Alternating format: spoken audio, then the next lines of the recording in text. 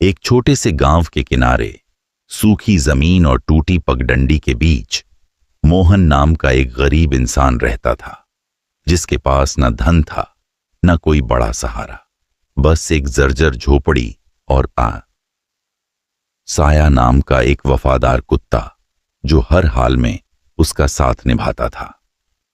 हर सुबह सूरज उगने से पहले मोहन अपनी फटी चप्पलों और थके कदमों के साथ जंगल की ओर निकल जाता।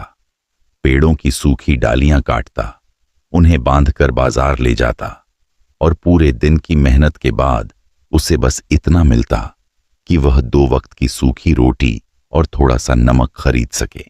उसकी पत्नी गीता बेहद खूबसूरत थी, लेकिन उसका दिल अब गरीबी से कठोर हो चुका था। वह हर दिन मोहन को ताने देती, तुमसे न घर चलता है न जिंदगी, मैं कब तक इस गरीबी में घुटती रहूं। एक दिन जब मोहन बारिश में भीगता हुआ लकड़ियों का गट्ठर लेकर घर लौटा तो उसने देखा कि दरवाजे पर गीता खड़ी है, आंखों में गुस्सा और आवाज में जहर। बस बहुत हो गया मोहन, निकल जाओ मेरे घर से, अब मुझे तुम्हारी जरूरत नहीं। मोहन का दिल जैसे टूट गया। उसने कांपती आवाज में कहा, मैं कहां जाऊंगा गीता? गीता चिल्लाई, जहां चाहो जाओ, अपने उस कुत्ते साया के साथ। मोहन ने कुछ नहीं कहा, बस चुपचाप मुड़ गया और साया उसके पीछे पीछे चल पड़ा।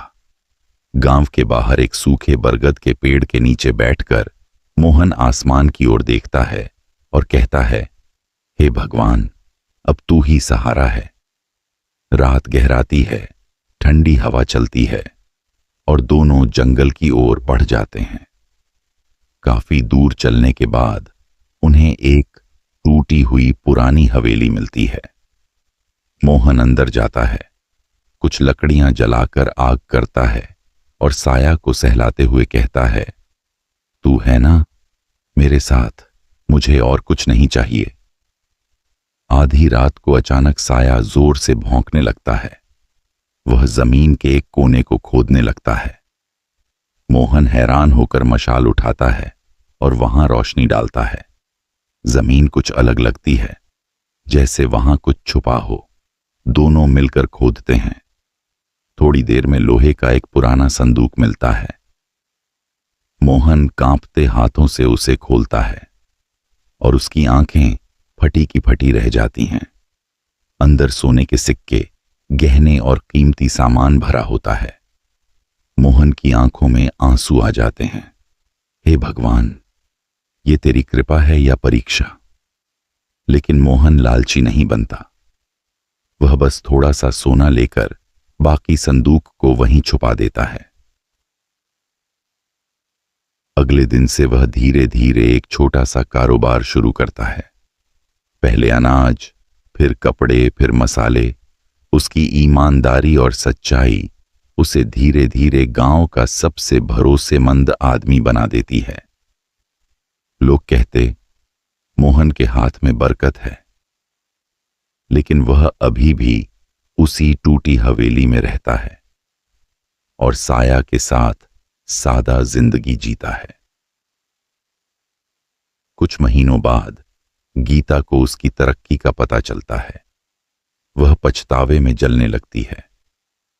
एक दिन वह रोते हुए मोहन के पास आती है और कहती है, मुझे माफ कर दो, मैंने तुम्हें नहीं पहचाना।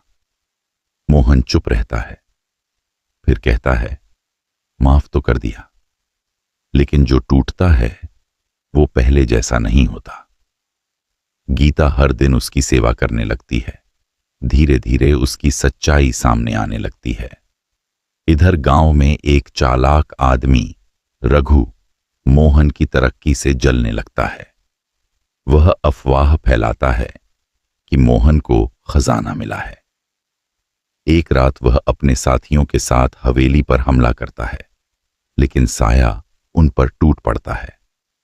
अपनी जान जोखिम में डालकर मोहन को बचाता है। गांव वाले आ जाते हैं और सच सामने आ जाता है। रघु को गांव से निकाल दिया जाता है, लेकिन इस लड़ाई में साया बुरी तरह घायल हो जाता है।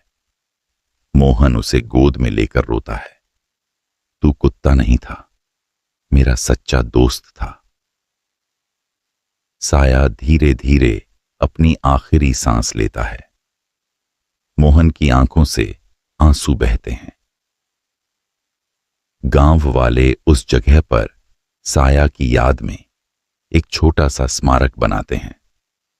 मोहन अपनी दौलत का इस्तेमाल गरीबों की मदद के लिए करता है और एक दिन वह गीता से कहता है, अगर तुम सच में बदल गई हो तो हम फिर से शुरुआत कर सकते हैं। गीता रोते हुए सिर झुका देती है और इस बार मोहन उसे माफ ही नहीं, अपनाता भी है। लेकिन अब वह पहले वाला कमजोर इंसान नहीं, बल्कि एक मजबूत और समझदार आदमी बन चुका